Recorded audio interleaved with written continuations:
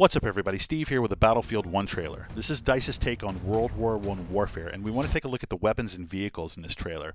Now the first one I want to stop on is this really scary looking spiked club, this sort of trench mace that this character is using.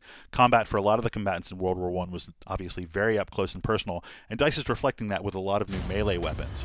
We're going to see this one here, we're going to see another as we transition to this sort of desert scene as a character raises a saber above his head. And this is not just a little bit of flavor for a cutscene, this is an actual weapon you're going to be able to use in the game. You're also going to be able to use shovels in the game as well, not just for entrenching tools presumably, but also to knock the hell out of your opponents. And you can see here as this guy goes down, he drops a shotgun, which is again is another characteristically World War I style weapon. We're going to jump from that to take a look at this British Lewis gun, which is sort of a submachine gun. But more interestingly in this shot, there's that cloud of yellow-green gas in the middle there. We believe that's chlorine gas, maybe mustard gas. Gas was obviously a tremendous part of the warfare of the time, and there was really nothing to be done for it except, as this character does, don your gas mask. We want to move from that to talk about the Flamethrower that we see here. Now, the heavy weapons in this game are usable only by the support class. So if you want the ultimate in infantry level firepower, that's going to be the choice you want to make. Outside of all the advancements in terms of handheld weapons, there were a lot of vehicular advancements as well, and we're going to take a look at one right here. Here's a character mounted in the rear seat of a two-seater plane. This is, I think, a Bristol F2. So multi-crew vehicles are here. It looks like they're over no man's land. You see the sort of gray, desolate, hell-blasted landscape below them, contrasted with on the left there, the sort of more natural rolling green hills.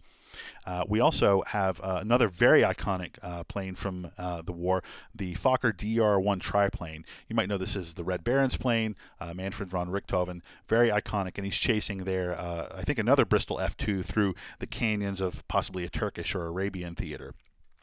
We see the same planes a little bit later on as they're assaulting a fortress in the Alps. Yeah, here we go. And you can see the explosions down there. There's a lot of environmental destruction in this game as well. And we believe this is, again, the Italian Alps, maybe the French Alps. In addition to planes, we saw a lot of advancements in the field of armor in World War II. And we see here what we're guessing is a British Mark II tank. Tanks obviously were a way to break up the stalemate of trench warfare, so they're going to play a big role in this game as well.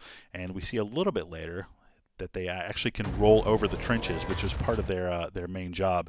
As you see, these soldiers are sort of sat in these trenches below. The tank comes crashing in overhead.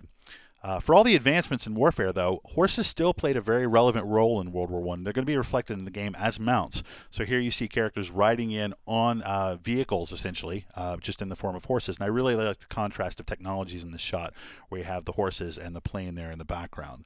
Obviously, naval warfare was very big for World War I as well, and we have here what I'm guessing is a British super dreadnought firing its batteries either at another ship or at targets along the coast.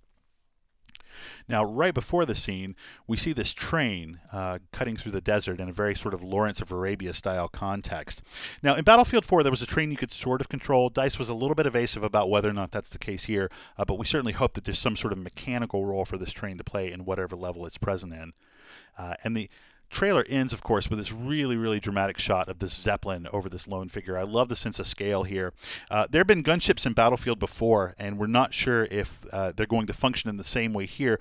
More interestingly, though, we do know that in DICE's original game, Codename Eagle, which shares a lot of elements with Battlefield 1, they were the focus of the Capture the Flag matches. So we speculate that that could be the case here. Anyway, those are the weapons and vehicles we saw in the Battlefield 1 trailer. Let us know what you spotted, what interesting details you think we missed, and let us know in the comments below. The game is due out October 21st for Xbox One, PS4, and PC. And until then, for all news on Battlefield 1, you're already in the place you need to be. IGN.